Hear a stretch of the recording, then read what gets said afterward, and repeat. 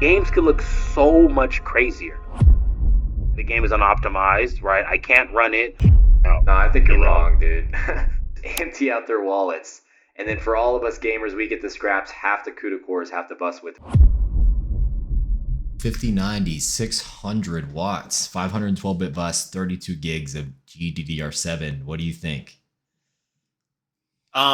So I don't want to jump the gun too much on the power draw because we don't know if that's TDP or TGP or, total board power. So we're not sure yet. But everything else, I'm kind of excited about.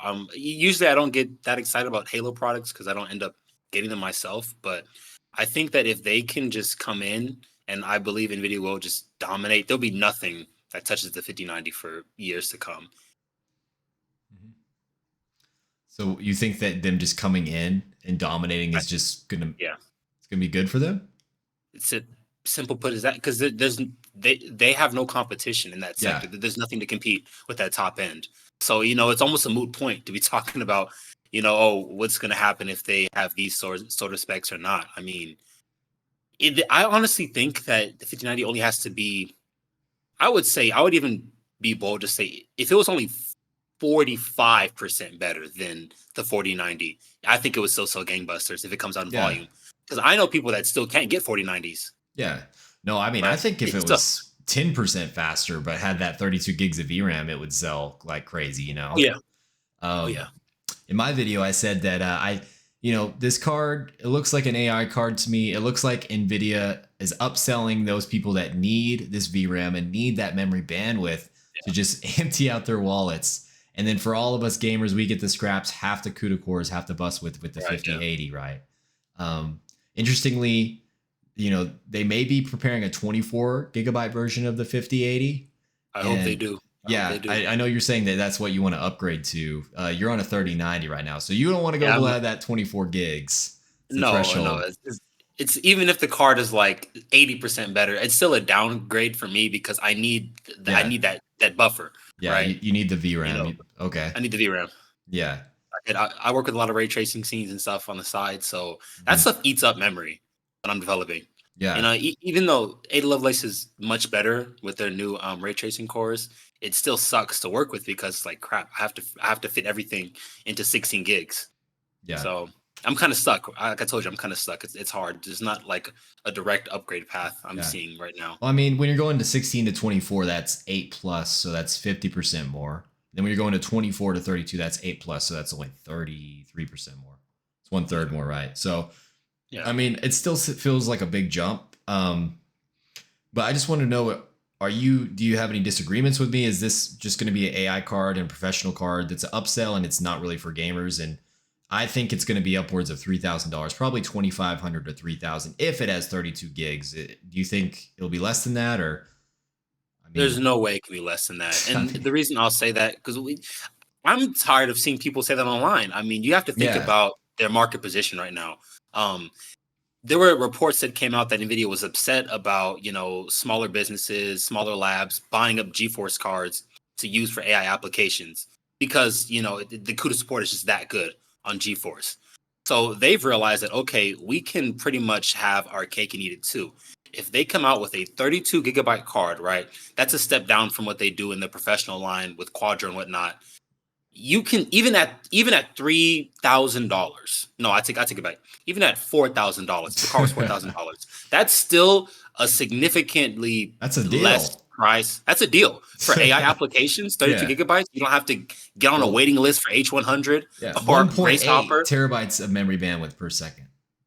Get out of here. I mean, anything less than 5,000 for that, and people who need that kind of card for their work, they're buying it up in droves. I mean, what else are they going to buy? AMD? They don't have anything, right? Their consumer cards aren't built for AI. They have they have AI cores that don't do anything over 2 years after they launched. Oh well, AI cores. I mean, like they're not even AI cores. It's just the shaders that can perform AI calculations, right? Oh, is that true? That's true, yeah. Oh, that's why I'm like they say they're AI cores, but it's the shaders that can perform AI functions. Wow, that's okay. I didn't know that. I thought they had dedicated AI cores. Like because it's a RDNA whole thing. 2 could do that. RDNA 2 can do what you're saying, you know? 3 can do it faster. Okay. Like the matrix, I don't want to call them matrix cores because they're not matrix cores, but it's really just their shaders like being dual function and being able to run those kind of matrix calculations. I know what you mean. That's right? They did that with Ampere. They double pumped Yeah. the FP32, right? Yeah, right. So yeah. So they have like it's not like dedicated async, AI silicon. Async compute. Is that what you're saying? Yeah, yeah, essentially. Okay. Because when you talk about AI cores, you're talking about like dedicated AI silicon. That's like tensor cores. They do one thing. Well, I guess AI. one thing, right? AI. That's it. That's not what AMD's does. Okay, I got you. Well, just getting back on track here. So the 5090, we kind of both agree that's not a consumer card. That's not for gamers. It may be for like the richest gamers out there that want to push path tracing, but in general, that's just going to be a cash grab. But let's go on to the 5080.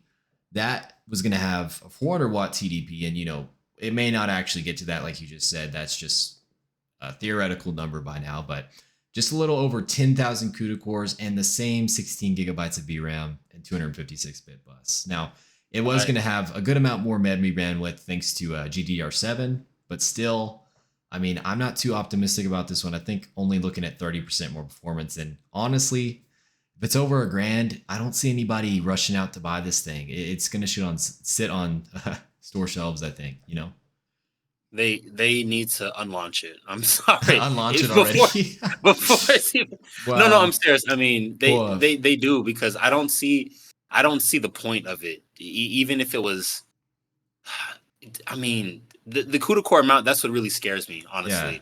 I think that over 1,000, 16 gigs, why would you get that over the 4080? Yeah. Well, I mean, it's not like going from Ampere, like 3090 has 10,000 cores, 4080 has almost 10,000. It's not like going from Samsung 8 nanometer to TSMC 4. It's from TSMC 4 to TSMC 4. Same node.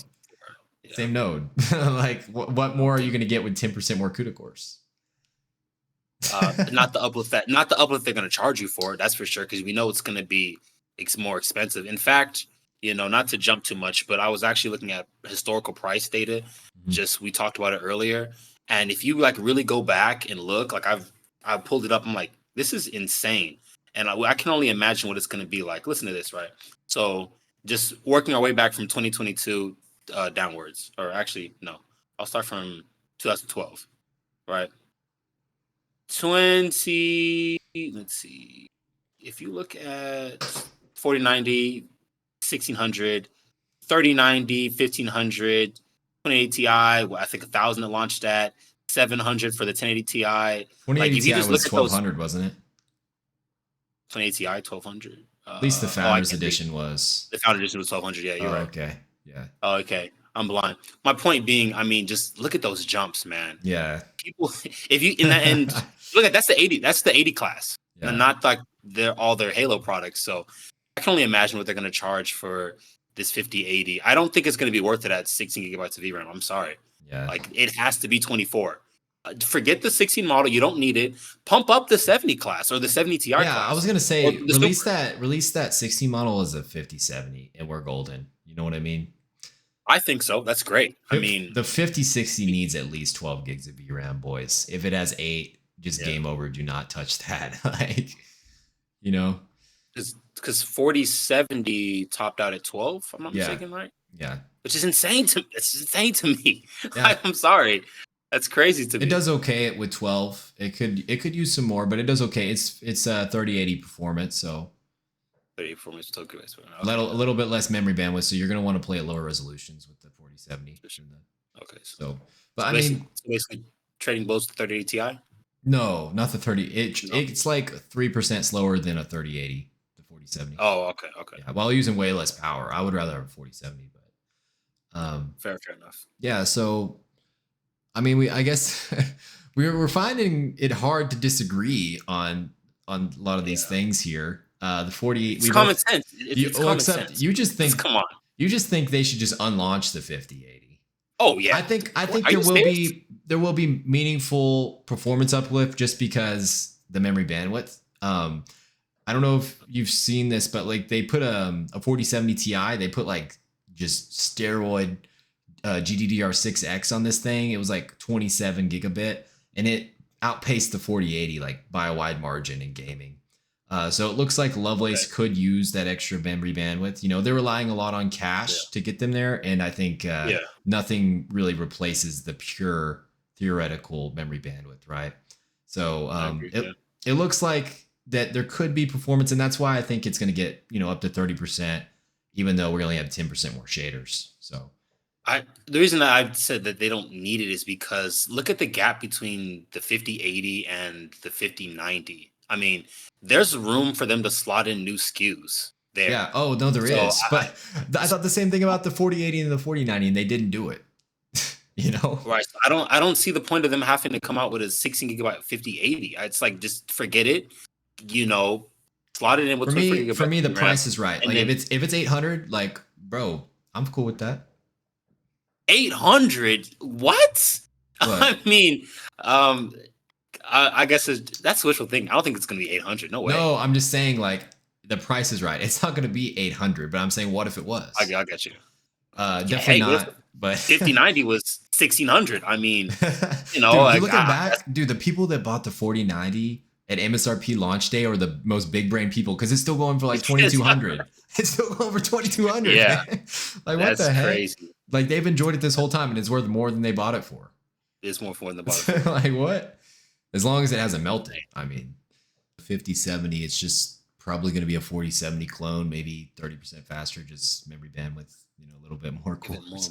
Just the status quo. It's just like, well, AMD's not competing, Intel's not competing, obviously, and we're just gonna bump it up a little bit. We're on the same node. I mean, sure, if TSMC 3 nanometer or even like Intel 18 angstrom was like widely available, maybe that they would have bought that and it would have been better.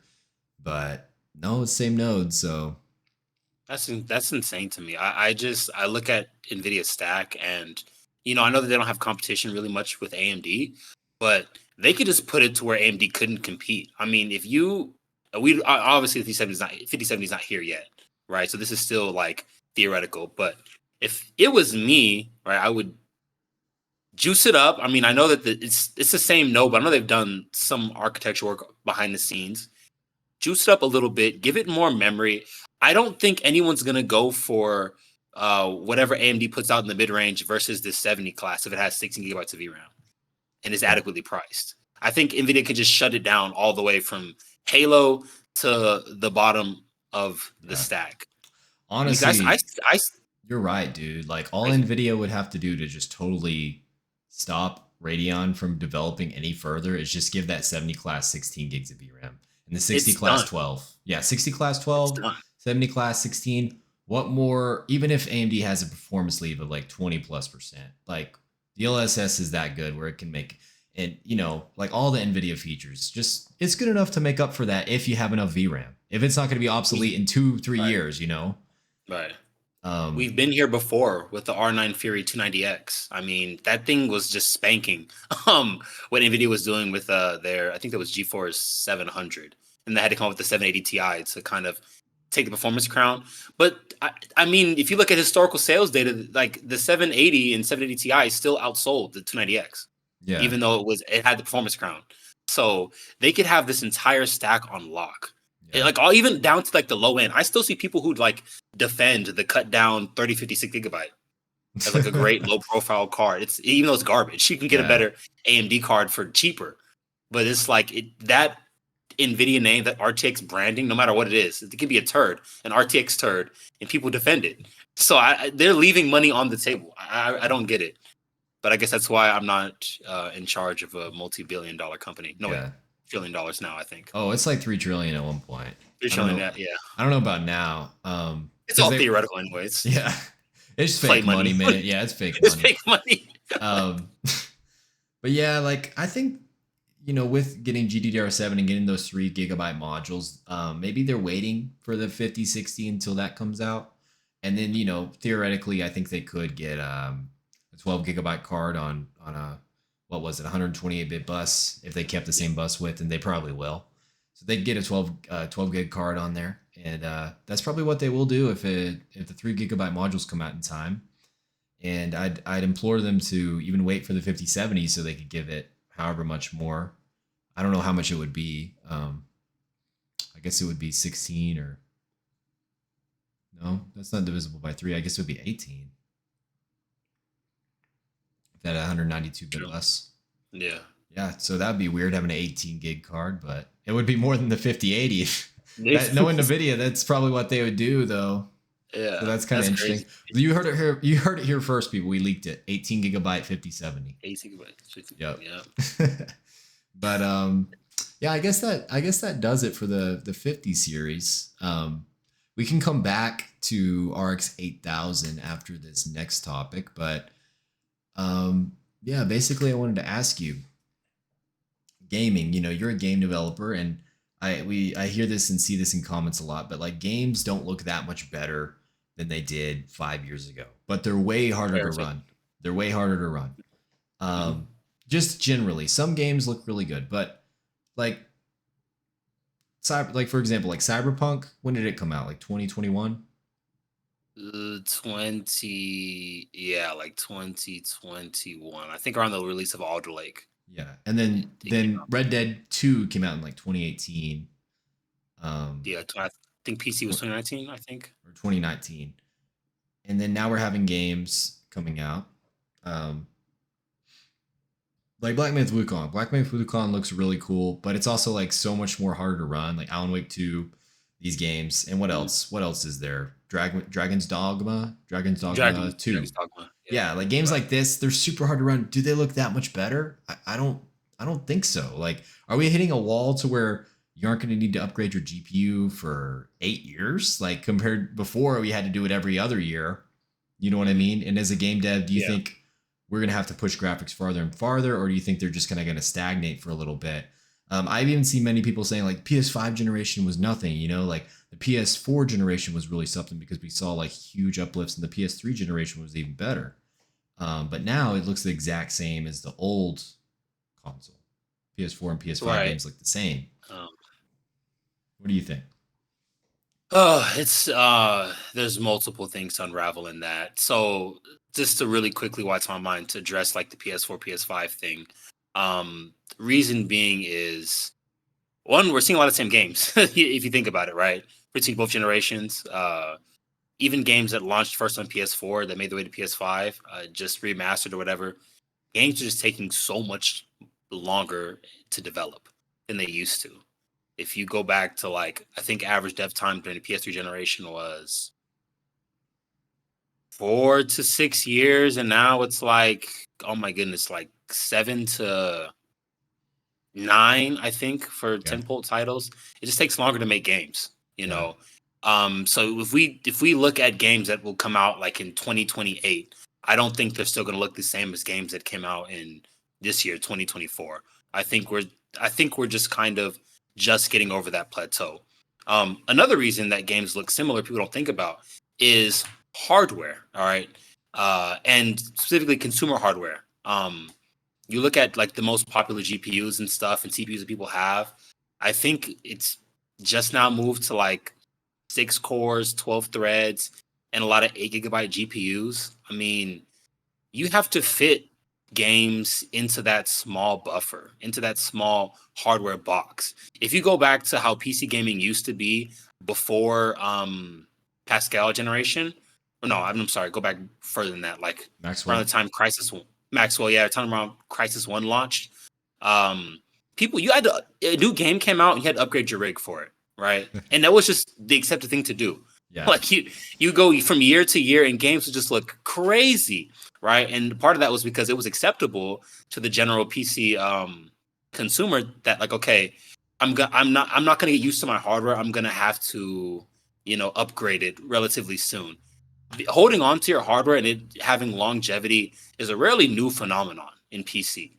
Like I would say you go back to like around Maxwell generation, that's kind of where that really, really started. Because if you look back too much before that, you didn't see too many people talking about, I'm going to, keep my Pentium 3 for 6 years and then see what Intel's doing then, right? Like it is now. Yeah. We didn't have that. So I don't actually think the stagnation came from the software. I'm sorry, from the hardware side or software side. I think it's just because of what consumers are willing to spend. Right? Things have gotten more and more expensive. So you're not going to be upgrading your machine as often, which means if you're a developer, well, crap, I can't really take advantage of the latest and greatest DX12 APIs and new features, right? I can't really do, like, I'm sorry, not ray reconstruction. What's the one? GPU decompression. There's only like 3 games that support it still after like 2 years, right? And that's because, well, majority of people don't have GPUs that can take advantage of that. Games could look so much crazier. If everybody had a 4090, dude, I mean, just imagine that, right? Yeah. Like, it's not that we just don't know how to make games look better. We physically cannot, because if we do, then everyone's going to say the game is unoptimized, right? I can't run it on my 1050 Ti, my i7 4790K. Like, these devs need to learn how to program better. And I get it. There are some games that are unoptimized. I understand that. But I'm honestly seeing a lot of people just refusing to accept that time marches on. Okay. Developers want to do more. You go ahead. Sorry. No, I'm good. Go ahead. Go ahead. That's my whole thing. Time marches on. Yeah. Recommended minimum spec requirements are going to go up. Yeah. Right. People fought tooth and nail to keep playing games on hard drives. And I'm like, what? Are you serious? Yeah. This new awesome I technology. I don't get that one. But hey, first off, I'll say I sorry. think game optimization is a good topic because people say, oh, it's just because games get harder to run. These devs are actually trying to optimize. And other people say they're just relying on upscaling and frame gen. And I think it's a little bit of both. There's some bad devs out there that are probably relying on that too much. And I always look to Doom Eternal. It's one of my favorite games and it runs amazing. You can get a 3060 Ti out or a 3060 and run this game at 4K at like 90 FPS, DLSS on, over 100 FPS 4K. My 4080 will run circles around that game, hundreds of FPS at 4K. Oh, yes. Even with ray tracing on, I can max out my monitor at 4K. And it looks amazing. It's one of the best looking games I've seen for how fast paced it moves. You should check it out if you've never seen it. But I think that's a good point. So there's games like that look that good and are really optimized. I think it's just up to the developers to do that. And it's of the style of the game. Not every game should push the limits of graphics, right? There's some games where I think that the style and the the artistic vision of the game goes so much farther than just pushing the pixels like in a certain way. There's so much games out there that are like lifeless, like Forspoken. You know what I mean? Like, it looks cool and all, but like, nah, dude, the whole world and everything just doesn't work. It doesn't work. No one cared. Ubisoft, they're going down the toilet, man. Like. They're learning that it actually, the substance of the game actually matters, right? So I think the artistic vision of the game matters a little bit more.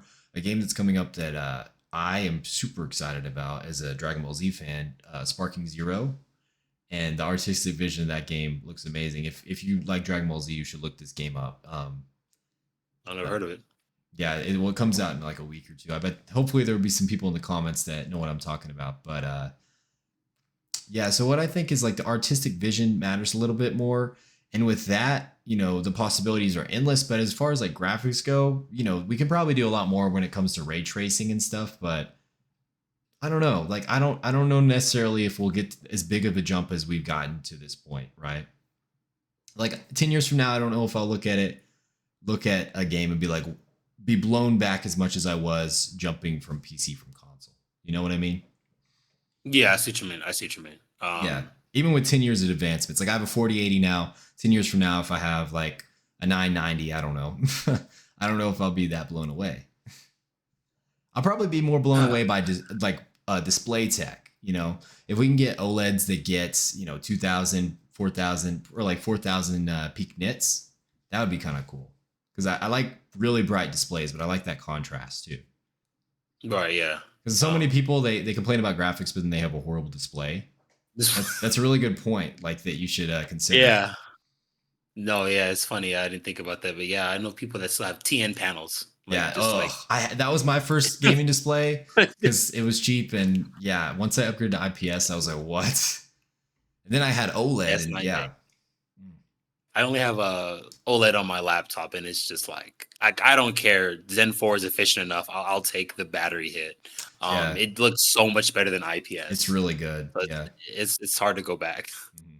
But yeah, like the 8 GB graphics card, I can see that. That's probably holding back some games, like the texture. Dude, Because I play it 4K and like a lot. I like seeing all the graininess of like individual texture modeling and whatnot. So I think that could probably be holding back some games for sure. Yeah, and you have to remember too, you mentioned something about devs leaning too much on like upscaling and stuff. Yeah. And I've had this conversation with people before, and people don't like to admit it, or face the reality. But upscaling is an optimization technique, right? Now, of course, it can be abused. Like we've seen it.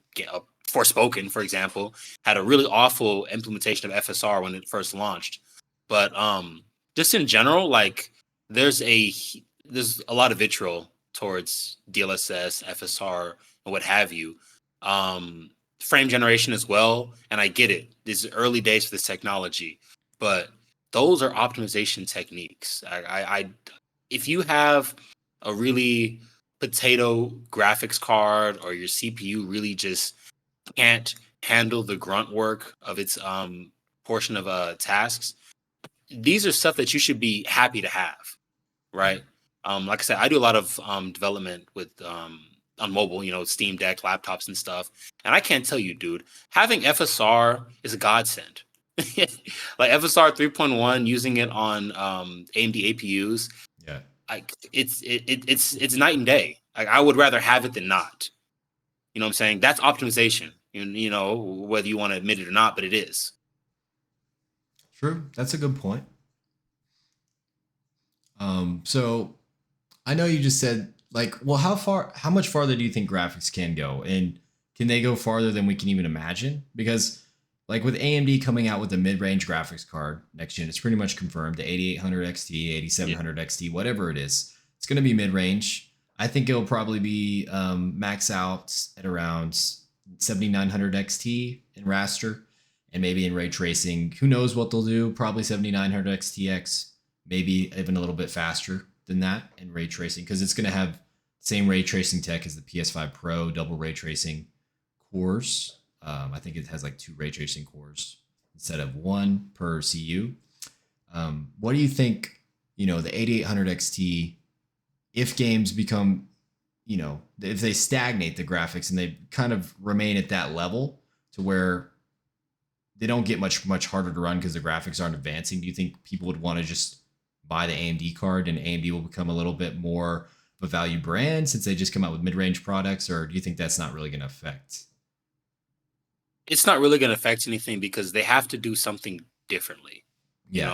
I'm saying people gave Nvidia a lot of crap during Turing when they launched and came out with ray tracing, and they were really pushing their tensor cores. I remember there was a lot of vitriol about that, but they have 6 years on, they have completely differentiated themselves from AMD. Right? Say what you will about raster performance, but RTX is very different from RX, whatever AMD comes out with. They need a differentiator. And I think that's the problem. What is the selling point of a Radeon card? Cheap.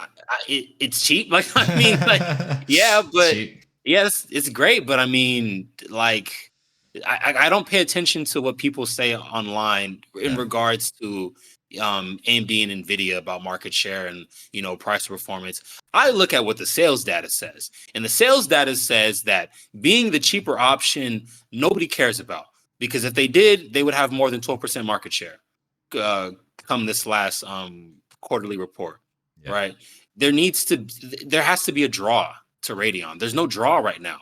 Like, it just feel like they're just playing catch up to what Nvidia does. And don't get me wrong, like I said, in the mobility space, AMD is my jam. Like, I love them to death. But when you talk about these discrete desktop cards, I don't know what the selling point is. Besides, you can get them for cheaper, secondhand. Yeah. I mean,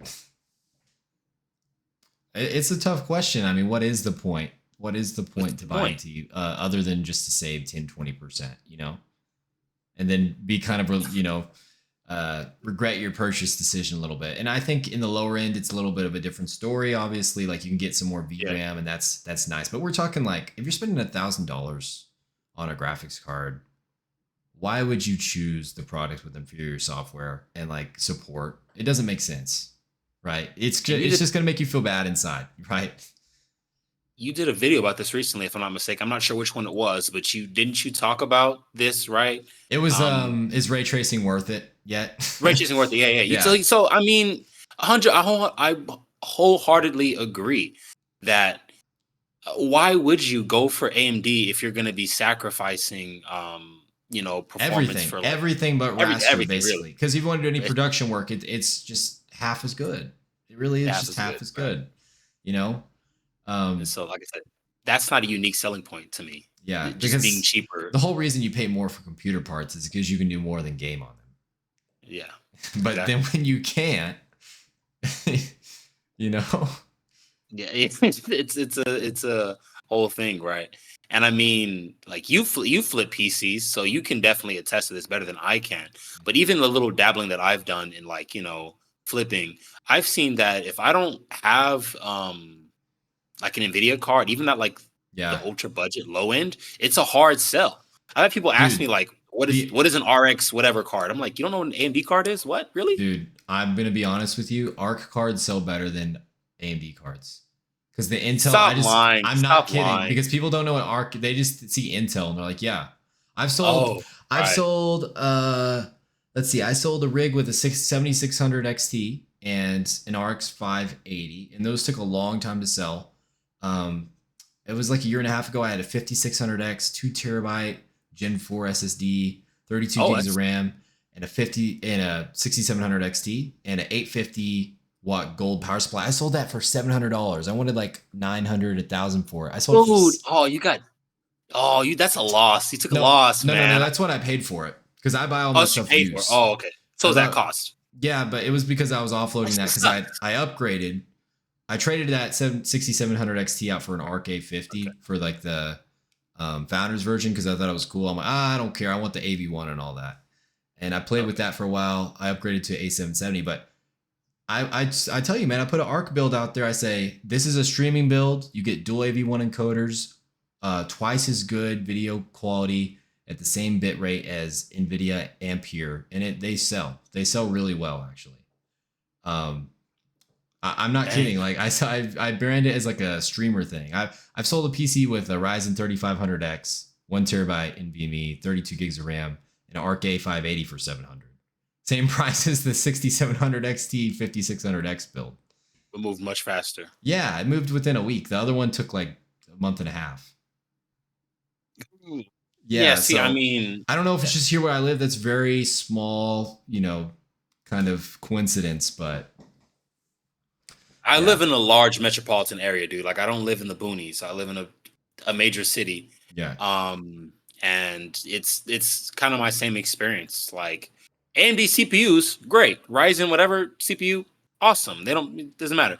But when you got to talk about the GPU, if it's not Nvidia, it's a bust. Right. I mean, and I've even had it to where they'll take an inferior Nvidia GPU over technically a better Radeon card. So it's rough for Radeon. I've had a couple builds with 3050s. They sell really quick. I sold a 3050 build for like $750. I have two before. It's funny. I have. Yeah. Because they see, 8 gigabytes of VRAM, 3050. Wow, that's good. And they buy it. RTX. RTX. Yeah. That's strong branding. But, okay, so we talked about this off camera a little bit, but AMD announced that they are switching to a UDNA architecture opposed to their RDNA. And that's basically they're combining data center and then consumer GPU architectures into one, right? So they're just going to design a data center GPU architecture focused around, probably machine learning and AI, and that will probably have shaders, and it will trickle down to gamers, right? So I thought this was a good idea personally because this is what NVIDIA does, and I think consolidating your architecture and your software can really benefit people because if they optimize all these things for all these AI features for data center. Well, that will trickle down to us, hopefully, right? You know what I mean? That is the hope. Yeah. And then also they'll build bigger GPUs, and if it doesn't sell in data center, they can sell it to us. And if it doesn't sell to us, they can sell it to data center. Same thing that made them really successful with Ryzen. Agreed. I think my only concern is if they have the manpower and talent to pull that off. Yeah. I think that I think a reason that they're doing this, besides just I guess cost effectiveness, is that they just don't have the talent to support two separate stacks. Okay. So they just don't have the manpower or talent. Because I mean, the drivers for Radeon, they're fine. They're serviceable. They're not bad. We're out of the what was that RX5000 days. Well, that's another like scare or fear I have. Like if they go to a new architecture, is it going to be RDNA 1 all over again, where there's all these issues? I think we're gonna have teething issues. I'm gonna be honest with you, because AMD doesn't hire software engineers to optimize stuff. They just put it out there and let other people do it for the most part. Or I'm sorry, what? No, you're good. Like I was to say, I think we talked about this either the first podcast or sometime offline before that. But I remember talking to you about their ROCm support and their Ryzen AI support. Like I said, I was one of the first people to like rush out and get a Ryzen AI laptop. I think it was like a 7840U. It was a gaming laptop actually, and because I wanted to work with the NPU and see if I could expose the libraries and do that. But I mean, they had nothing ready launch day, right? So you go to their developer community page and so many posts like, okay, how do I expose the NPU? Are there any demos for us to run this on our dev units? Hey, is there anyone at AMD that can help me with this problem? Like nothing, right? Yeah. And it was like that for months. Yeah. Like they didn't start actually cleaning up the support of Ryzen AI till like Hawk Point was revealed at CS, I think. Then it was like, oh, we're really AI now. Yeah. So that's my concern. That's a huge concern I have, is how supported is this going to be? I get it. It's going to be their only architecture between both stacks, but that still takes a lot of work, if not more, really, because you've got to collate both together. And I'm sorry, Nvidia spent God knows how many years prior to the release of CUDA, like actually cleaning things up and getting it somewhat ready for prime time. I mean, even after CUDA was released, it was still kind of like, what is this thing, right? Yeah.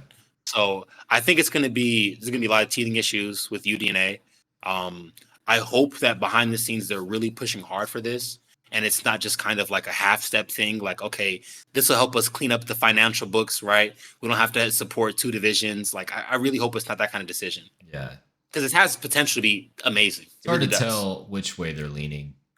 It does. It really. But also, like, I was just thinking. I mean, the 8800 XT, if it's 7900 XT performance for $500, I don't think it can be more than $500. It could be kind of successful with those that just want Radeon. And let's be real, there's some Radeon fanboys out there, and that's the only thing they'll buy. They go on the forums, they go on YouTube, and they're in every comment section. They've probably, last time they had an NVIDIA card was probably like on Fermi or something a long time ago. Tried before Fermi. And they only buy AMD, and this could service those people. But let's be real, the 5070 will probably be pretty close in that range too, I think. Maybe 10-20% slower, but hey, it's going to have the NVIDIA feature. So same story, different page. But we'll have to see. I think it could be interesting, especially after AMD does their historic price cuts of like $100 or whatever. For $400, it could be good. But yeah, I think that puts an end to that section. Let's move on. The next gen laptops, Lunar Lake, launched between our last podcast and this one. And, I know you love your mobile systems, and you even told me that you could be upgrading to that Lunar Lake. I don't know if you're thinking about that or Strix Point, but yeah, I think that Lunar Lake coming out, it showed that the x86 myth, it kind of busted that, right? Like x86 wide open. It can be power efficient. And like, it's just like you said, you made a video about ISAs. in microarchitecture. It was a great video. Thank you. Yeah, so I think Strix Point and Lunar Lake have their own place. Strix Point's a little bit higher performance, Lunar Lake's ultimate battery efficiency, but let me hear your take. How did Lunar Lake do on its launch? I think Lunar Lake did, I don't want to gas up too much, but I'll say exceptionally well, honestly. And people who were really complaining about multi-core, I was kind of surprised, honestly, because we knew it was going to have 8 threads, but I don't think the multi-core performance was that bad for the trade-off you get. For 8 threads, it's a little more than I expected, actually. It was more than I expected too. So I was kind of surprised because it's like a little better than, I think, real world usage, a little better than like Hawk Point. I think we're looking at around 14K in R23, which is kind of crazy because a Ryzen 5800X PBO gets 16K. And that's 16 threads that's on desktop. On desktop, so on mobile. So yeah, I mean, that's still around like multi-threading Hawk Point at half the threads. Which and you have to remember 4 of those threads are efficiency cores. Efficiency cores too, which actually they're insane. Pretty giga Chad. That's Skymont in action. Raptor Cove IPC on an efficiency core. They aren't clocked at 6 gigahertz, but they may be clocked at around 4, and so they're identical performance to a Raptor Lake CPU core at 4 gigahertz. Like ISO clock speed, same IPC. Yeah, so I was pretty impressed. I'm going to be honest, because I didn't think that multi-core would be that good. Yeah. And the single thread was really good. So I think the entire package, if you look at it holistically, this is a great step for Intel in that sector. It's pretty much killed Qualcomm. Like, don't look at Snapdragon anything right now. So yeah, I think it's kind of an overshot case. If you compare it to Strix, which it's not a Strix competitor, but hey, they're both out right now. Like I said, they both have their own place. So if you need ultimate battery life, ultimate efficiency, it's Lunar Lake. If you need something that's more well-rounded, it's Strix Point. And simple as that. Mm-hmm. Personally, for me, what I'm looking at right now, I was kind of surprised because before Lunar Lake, it was definitely Strix. I was like, I'm getting that. Need that 890M. But now that the dust has settled a bit, I'm like, ooh, it's Lunar Lake.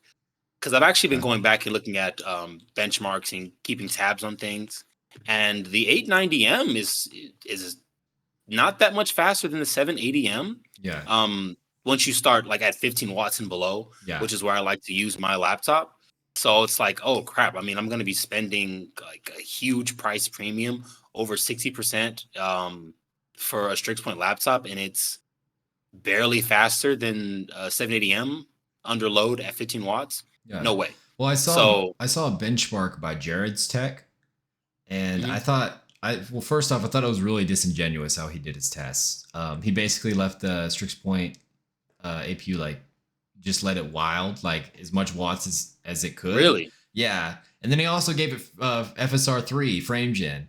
Well, the art card only got XESS. Like it didn't get any frame gen. Wait. Yeah, so I was beating it by like 30%. But then it had all that. But he also showed like without frame gen. Yeah, go look at the video, bro. I was like, that's crazy. Dude, what do you mean? Like this card's using half the power, this art card. I think Strix Point has its place. I mean, if that pure performance, I think the RDNA architecture within that package is going to work better for most people than Arc. If you really want a gaming machine and you don't care that much about battery life, just go with Strix Point, right? Now, I think so in a handheld, I think that this Lunar Lake is going to be kind of spicy with its battery efficiency. I don't know. I do as well, and it's so weird to be coming back to this point because, like I said, I've been when it comes to PC handhelds and stuff, I've been fooling around with this stuff since the GPD win 2 days. In fact, behind me right here is the One Mix 2. So it's like an Intel Atom powered palm top PC made by One Netbook, the guys who make the One X player. So when it comes to ultra mini PCs, like I know my stuff. You go back to 2021, we had Tiger Lake in the first One X player. And besides the graphics drivers issues, which were abysmal, power efficiency wise, that SoC could really scale well. So it's just funny how we're coming back to this with Lunar Lake. And I think Lunar Lake is going to make some killer handhelds. I do. Well, I mean, the price is going to matter, right? Because we're looking at the laptops, they're what, 1,500? Yeah, that's too much. Because Strix Point is, how low is Strix Point right now? Strix is at, I think someone in my comments told me 1,000. Like 12. It's you can find a few, like one Asus model for 1,000, but after tax it's like 1,100. So I'm surprised they wouldn't be out of stock though, because I thought there was a lot of supply issues. They're not out of stock because it's too expensive. Everyone's like, I'm not paying for that. Oh, I got you. What? And it's only one manufacturer, right? You have people that like Dell laptops, that like HP laptops, that want Lenovo laptops. Yeah. Right. Okay. You tell me my only choice is Asus. It's like, oh, I think I'll just wait. Yeah. So what do you think a Lunar Lake handheld would have to cost for it to be competitive, right? Here's the problem. You start talking about handheld gamers, right? They don't want to spend over $750. Like, it's got to come in. That's reasonable, bro. It's a small. Yeah, and I agree too. So it's got to come in $750 or below, $800 at the most. And if you look at historically the SKUs that sell the best, Steam Deck, ROG Ally, whatever, they all came in around that 700 mark or lower. So my mind, I think you just do the 16 gigabyte model for this. I don't think it needs more than that. I know it only gets 8 gigs of memory.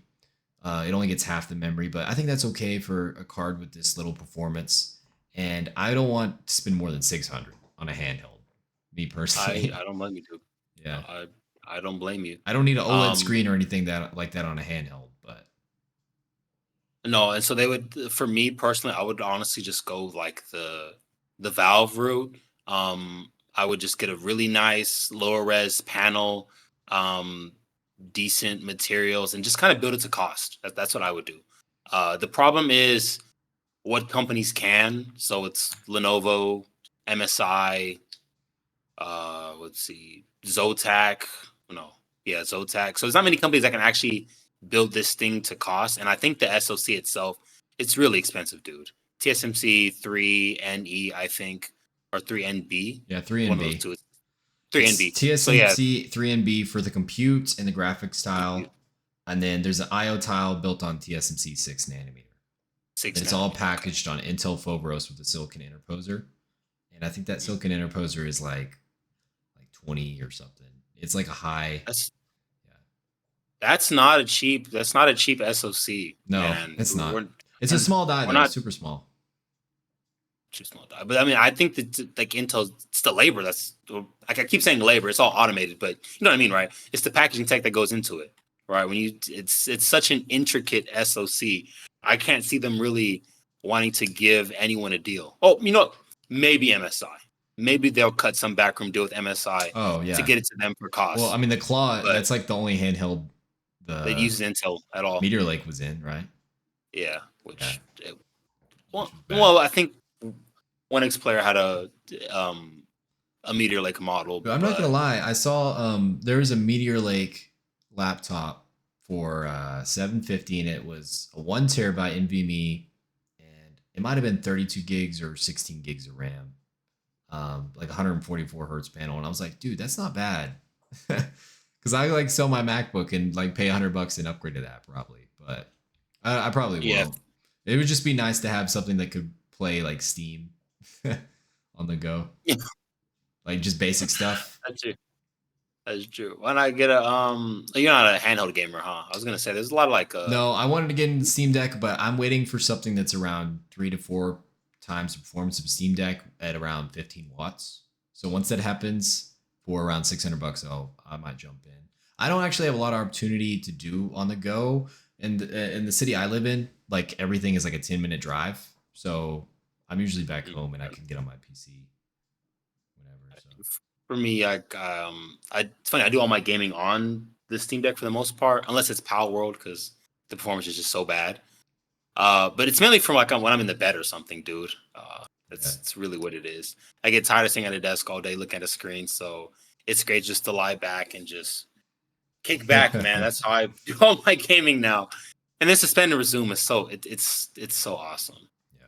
Like I'm playing Luigi's Mansion right now. I was about to say, if anything, it would be for emulation. I have all the emulation thing on my PC, like GameCube, Wii, and all Switch, like everything, because I grew up with that. So with the GameCube, the way to do it. That's the way to do it. Yeah. But like you said, for me right now, my recommendation is if you have to get something now, I honestly would look at Lunar Lake. From the last time we talked in the Discord, a few new models have come in, kind of at a more reasonable price. Like there's now a VivoBook S14 at 1,000, starting at 1,000, which I think is Lunar Lake. Yeah. Oh, dude, that's pretty but it's good. 16 gigabytes, 512 SSD, and then I think the panel is like some 1080p. That ain't bad. One. Yeah, it's okay, but now 1080p panels on laptops, 14 inches, it's a little fuzzy for me. Yeah, no, I can go back to 1080p. I think my MacBook's only 8 gigs, 256 gig. Oh my god! It never actually. It just uses the SSD swap. It never slows down or anything on me. Fair enough. Battery life, I can charge it and then come back to it literally 2 weeks later, and I might lose 10% over 2 weeks. M1, right? M1, yeah, it's just base MacBook Air, and I have a PC running 24/7. I route into if I need to do any serious work. It's got 64 gigs, so it works great for me. I think I'll just use it until Apple stops supporting it, and then I'll probably load Linux on it. That's the way to go, man. That's how I kind of feel about my laptop right now. It's such a well-rounded package. It's just kind of hard to beat. It's got let me see, that's a 3K screen, OLED, 120 hertz. It's Zen 4 7840U, so you got 8 cores, 16 threads, 14-inch form factor. You get 10 hours on a full charge of doing actual work like writing documents, scrolling through web pages and everything. It's hard to beat, and then I got it for $750. So it's a little difficult to beat. So wait, what? But I do want to upgrade. What GPU does that? It has an APU, right? APU, yeah. But like, how much GPU units? It's 12. Oh, that's pretty good. Yeah, 12. So I mean, it's so that's like the 8700G kind of. It's 8700G, yeah, pretty much at 15 to 28 watts. Yeah. Yeah, it's monolithic. Mm-hmm. Yeah, dude, that's kind of nice, dude. For 750. 750, yeah. No, I'm sorry, 700. Oh, 700. Respectable, dude. That's good. Yeah, and that's the laptop I always recommend. I'm like, dude, I'd go with if you're that. On a budget. If anyone's in the chat, go with that one right now. Honestly, HP Pavilion 14 Plus. It's the Ryzen 7000 model. That's what I would do. Yeah.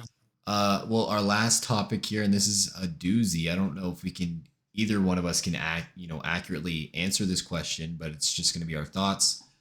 LGA 1851, which is much anticipated, is coming out later this year with Arrow Lake, or AM5, which should users listening upgrade to if they're on, say, AM4 or LGA 1700. And, we just have to consider the longevity of both these platforms and the performance they will have, and then also the SKUs and, what CPUs will actually be on each platform.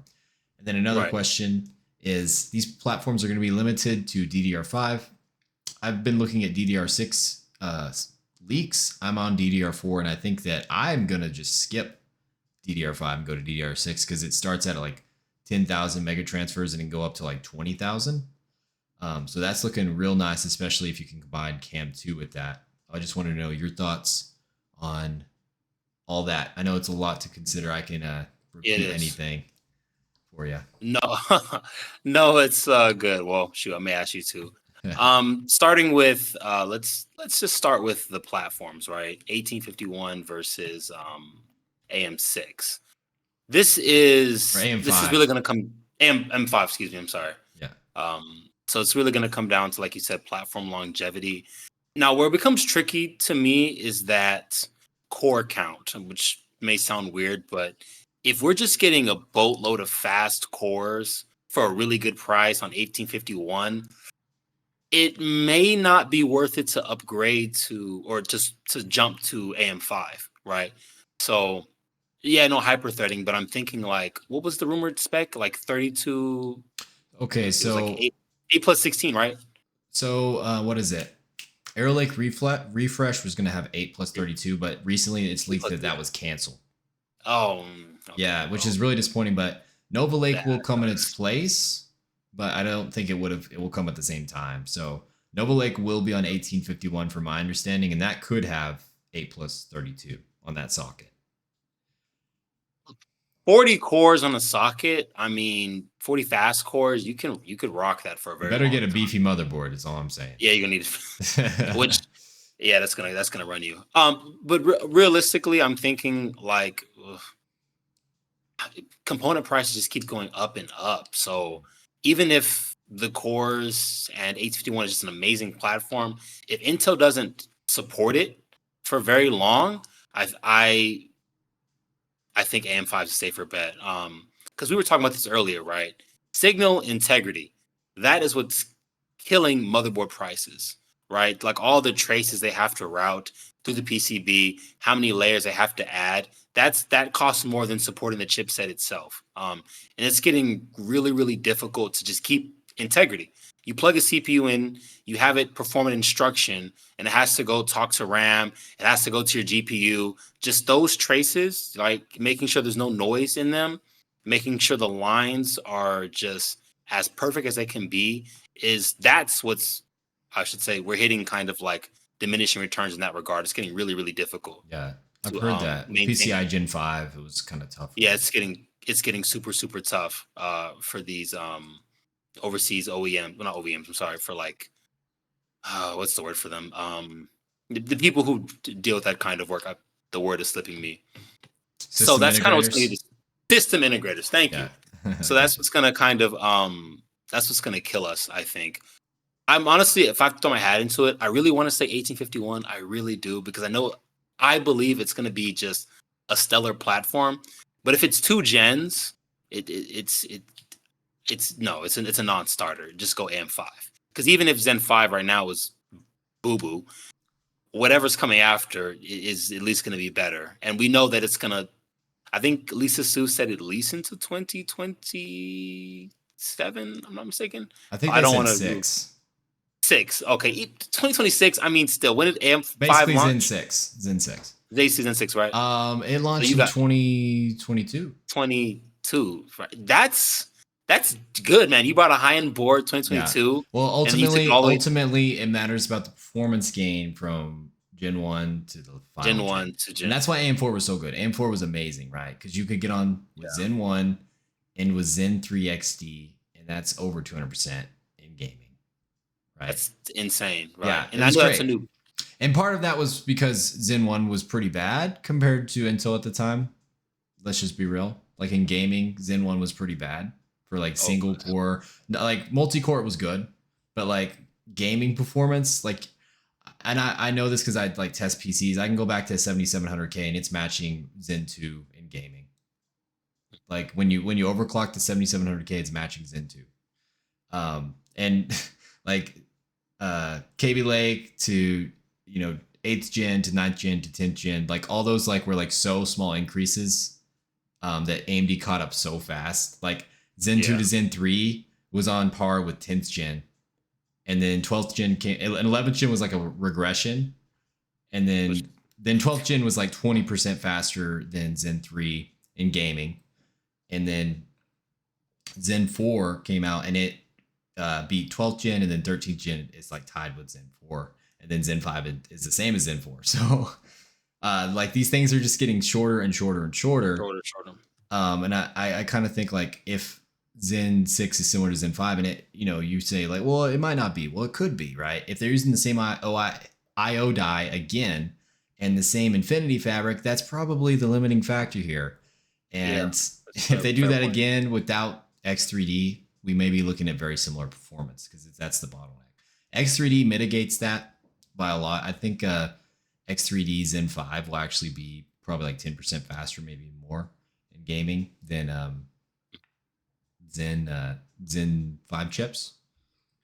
But yeah, if that happens, do you think LGA 1851 is going to have an advantage? Because they're on Foveros, so like the bandwidth between all the chiplets is actually really good, and the latency is really good. So they don't have that issue. And I don't think Zen's going to change their architecture design until AM6, but I could be wrong. I don't know. Which is 7, right? Zen 7. AM6. It should be. Yeah. It depends when. I would imagine. Yeah, I think they're going to do that when DDR6 comes out. That's what they're waiting for. Well, I mean, when you put it like that, you'd have to give it to 1851. I mean, they're locked into Infinity Fabric. They've invested everything in this, right? Right. But they can, like you said, it is the limiting factor. But I mean, I get it that Zen 5 was their refresh point. I think whoever's chief architect in the interview mentioned that when it was announced, kind of like okay, this is what we're going to build off of, like a Zen 2 moment again. So I am a little bit hopeful that we will see those kind of nips and tucks going forward, even as early as their next release, which I think is Zen 6, right?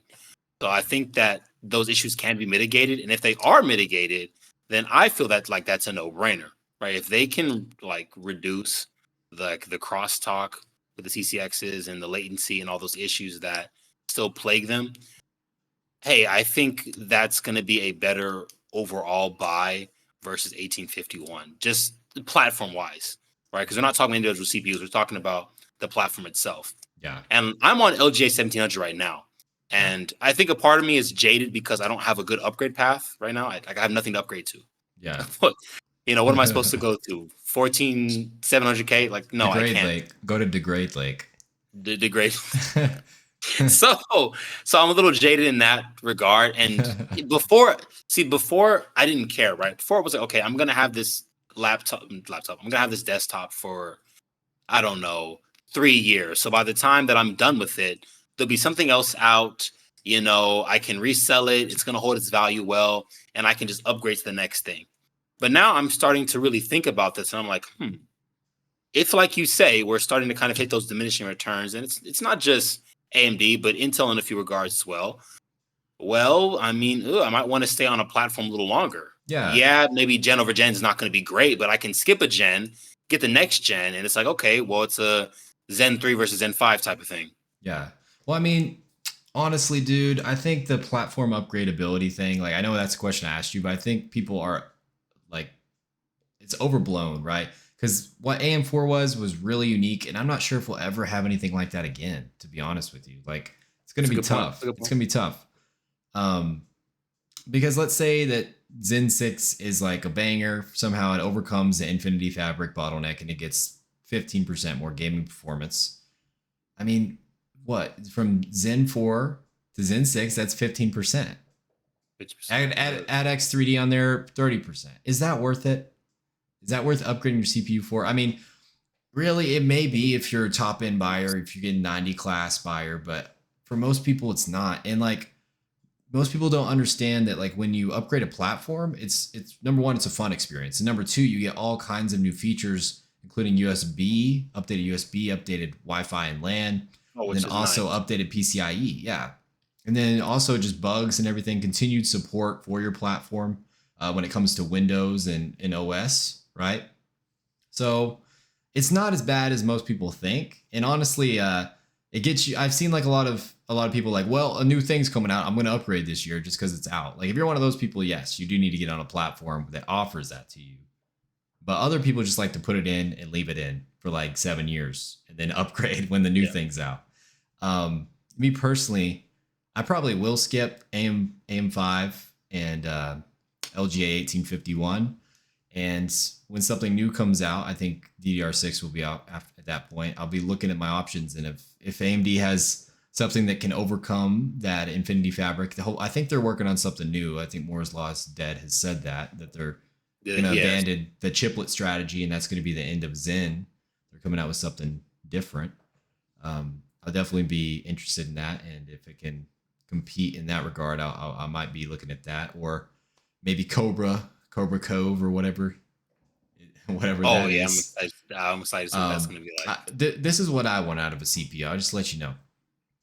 I want just a few, maybe 6 at the most, really huge cores. Make the cores twice as big as they are now in die size, and make them super fast single threaded monsters. Just all like double the single threaded performance we have now. And then give me like 20, 30 efficient cores that are small. They can, and they can be off to the side. Give me those big cores. I want them right by the IO, right by the memory controllers. Super low latency on those big cores.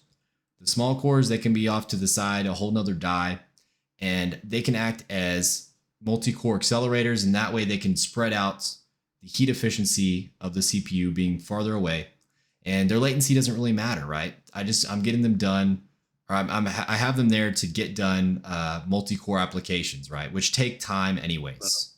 So that's what I want. I want a CPU, 6 huge big cores for gaming, single-threaded applications, just 6 threads, and then give me like 30 or like 20 threads over here or 20 threads over here. Just multi-core madness. That's my perfect CPU. Because I don't think we need a lot of huge cores. We just need a couple threads that have really fast single thread, and then a ton of threads to accelerate our multi-core performance. Man, you're gonna have a nasty bottleneck though when games start using more than 12 threads, which they kind of already are. You start getting to like simulation games and stuff. And shout out to Mike in the Discord, but he plays a lot of simulation games. Yeah. In those games, I mean, they will tear through stuff like the 1400K. Well, and maybe 8 threads. I'm not sure. Like, wouldn't if they have double the threaded performance, wouldn't it be okay just to have 6 threads? You know what I mean? Like 6 threads that are equal to 12 cores. Like 6 cores that are equal to 12 cores in performance. Wouldn't it be better? Because your single thread is that much higher. I mean, it would, but I think we've left the era of single. This isn't a whole other topic, but I think if you look at games now, that we've left the era of single core speeds mattering, at least for like the mainstream games coming out. No, I think you're wrong, dude. I can find a couple of games where multi-core matters. For the most part, single core is king. Like I can think of Cyberpunk. I can think of Microsoft Flight Simulator. That's the only games I can think of where multi-core really matters. Games are much more threaded than like they're not lightly threaded anymore. Like I think like the Jedi games are you could say they're unoptimized, whatever. But okay, like when it comes to like loading shaders and stuff. Yeah, but like when it comes to actual just that's pushing all frames, that's like all DX12 does. If you think about it, right? Yeah. If you think of DX12 Ultimate, it's all on the shader. It's all shader work, which is all multi-core. Okay, but by this point, we talked about offloading that to the GPU. I forgot is it GPU decompression? Yeah, GPU decompression. Like RTX IO. Like by that point, maybe we'll have that figured out because that's what they do on the consoles, right? They just offloaded the GPU. Yeah, in theory, we should just skip the CPU doing that altogether, and just we should. Like so, we're far from there. Let's say so maybe it can be eight big cores, and maybe it can have at least 8. Maybe it can have hyperthreading, but like I think that amount of threads is fine, dude. When you have that much single threaded performance, I mean double what we have now, even more than double, 250% more. Like just right by the memory. Like I'm talking on the same die. It's monolithic with the memory controller and the IO die and the cores. That part's monolithic. Then we have chiplets of our multi-core accelerators all around. Chiplet of an NPU. Like everything else is accelerator and it's attached through like a silicon interposer. But I want like the main thing that the CPU does like on that monolithic die. I don't know. That's what I've thought about it a little bit. Maybe that wouldn't be good. You know games a little bit better than me. I'm just thinking about DX12 Ultimate, man. Like you said, because when you talk about that multi-core workloads and stuff, it's all compilation work. It's all pretty much DX12 does. Like, and that's why so many devs are struggling let's right say now. These 6 cores get like 30K in R23, like 6 threads. That's how good they are. Okay, we're talking that good. So that's like, okay, you said 30K?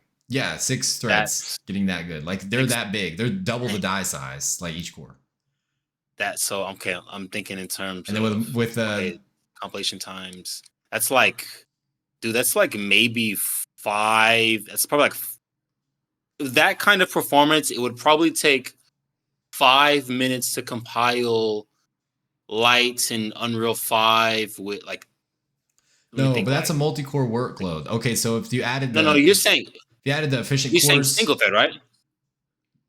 no. I'm thinking. No, I'm sorry, not single. So not like the only if um, you separated the 6 cores, they would get 30K multi-thread. But then if you added you separating them. yeah, I'm just making up numbers. But if you added the multi-core accelerators, like let's just say that you had 15 cores here, 15 cores here, and they're the multi-core accelerators, just 15 efficient cores, so that's 30. 15, then you'd get like 70K. I don't know. Let me focus on single thread performance right now. Okay, so if I think about single thread operations in Unreal Engine, which is still, the most popular game engine, it's stuff like sprite extract or texture extraction, moving textures in and out of memory. That's like completely done on one core in Unreal. With 30K as a single core speed or a single core score, that would take like time wise, dude, that'd take like maybe 2 minutes to do. That's fast. Like just to give you an example. But no, it's not 30K single core score. So 6 30K multi? Six threads are getting 30K. So for example, a 7950X will get like 38K in R23. Yeah. With all 16 cores. Still, but I'm saying 6 threads getting that. Like what if we get that level? So that's what I'm trying to make you understand. Like these, I got you. Okay, the threads are so powerful that it's like they're 3 cores in one. That's how fast they are. It's like, you know what I mean? I'm thinking, so what's a lightly thread? I'm trying to put this in. Because like all the memory and everything is so close. Like you could even add like, let's say they just added like a huge slate of cache just on that part of the core. Like just think about how quick that would be. Yeah.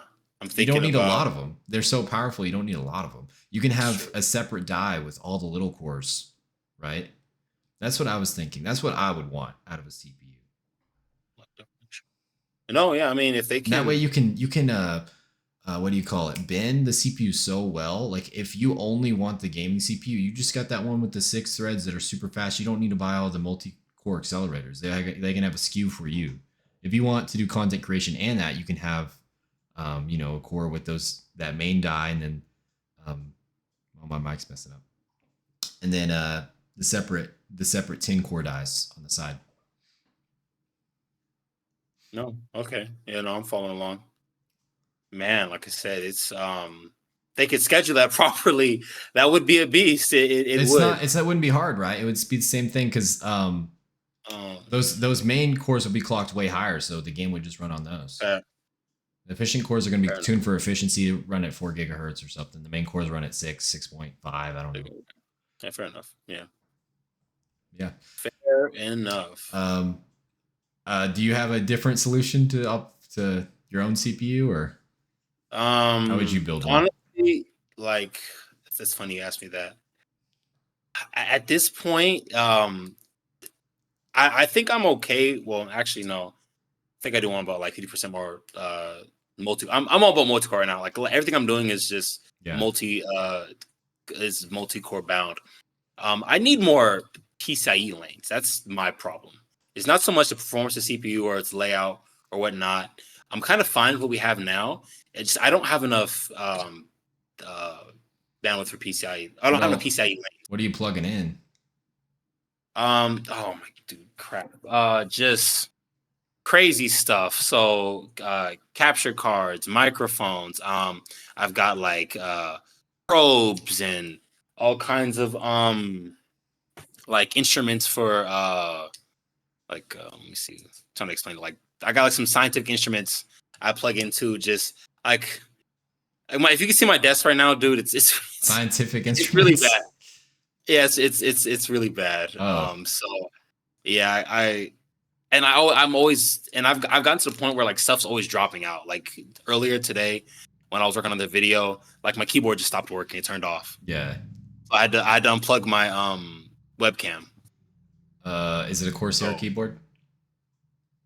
No, it is a Corsair stuff does that, dude. Their app is whack.